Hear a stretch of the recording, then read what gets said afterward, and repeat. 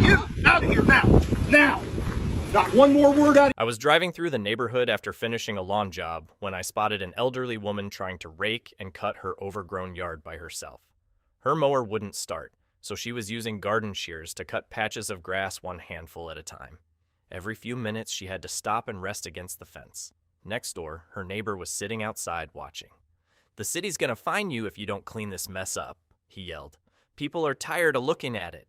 I pulled over and asked if she needed help. She explained that her husband used to take care of the yard before he passed away, and she hadn't been able to afford fixing the mower since. Before I could respond, the neighbor laughed. "Don't bother helping her, that yard's hopeless."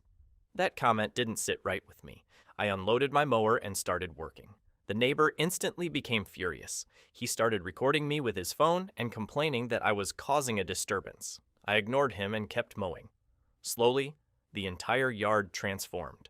The tall grass disappeared, the sidewalks were edged clean, and the flower beds finally looked visible again. About an hour later, a city code officer pulled up. The neighbor rushed over smiling. "Finally," he said, "you can see how bad this property is." The officer looked around at the freshly cleaned yard, then at the elderly woman quietly wiping tears from her eyes. "Honestly," the officer said, "this is one of the cleanest yards on the block." Then he turned to the neighbor.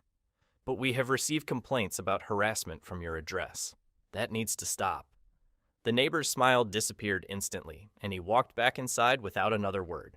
As I packed up my equipment, the elderly woman looked at the yard and smiled softly. "My husband would have loved seeing it look like this again." Sometimes the smallest act of kindness can completely change someone's day. If you believe neighbors should help each other, drop a heart and subscribe. Where are you watching from?